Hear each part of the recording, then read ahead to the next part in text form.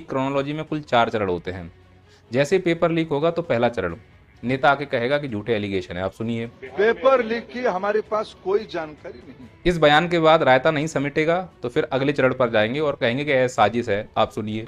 देखिए, कांग्रेस पार्टी इस देश में भ्रम फैलाने के लिए जिम्मेवारी ले लिया है। अभी भी अगर रायता नहीं समेट रहा है तब आकर कहेंगे कि हमसे गलती हुई, हम स्वीकार कर रहे हैं, आप सुनिए। कुछ गड़बड़ियां सरकार के सामने ध्यान में आई है, उसकी जिम्मेवारी हम लेते हैं। जब लगता है कि जनता का आक्रोश शांत नहीं हुआ है फिर पब्लिक में आके कहेंगे कि हम इस पेपर लीक की जांच कराएंगे, आप सुनिए। कड़ी से कड़ी कार्रवाई हम करने वाले हैं। वो सारे कार्यक्रम शुरू हो गई है। और नेता ये बोल के चला गया, हमें तसल्ली हो गई, कुछ समय के बाद हम भूल जाएंगे तो फिर पेपर लीक होगा। हो गया उत्तराखंड में, सेम क्रोनोलॉजी वहां अपनाई जाएगी।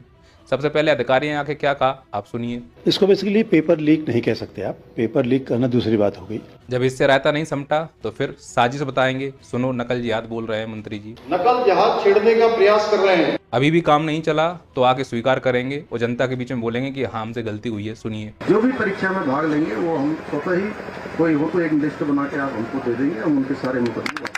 और लास्ट में क्रोनोलॉजी का पार्ट जानते ही हो कि आके बोल देंगे कि हम जांच कराएंगे, आप सुनिए। उस प्रकरण की गहन जांच के लिए एक विशेष अन्वेषण दल गठित की जाएगी। और जब बोल दिया जांच कराएंगे तो हम यकीन कर लेंगे, घर चले जाएंगे। और कुछ समय के बाद फिर से पेपर लीक होगा। बाबा भविष्यवाणी कर रहे हैं, तैयार रहो अगले पेपर लीक के लिए, क्योंकि यह पेपर लीक जानबूझ के होते हैं और इन पेपर लीक्स में नेता और उनके चाटुकार शामिल होते हैं। किसी को कोई सजा नहीं हो सकती है, भुगतेगा आपका बच्चा। आंखों की पट्टी खोलो वे अंधभक्तों।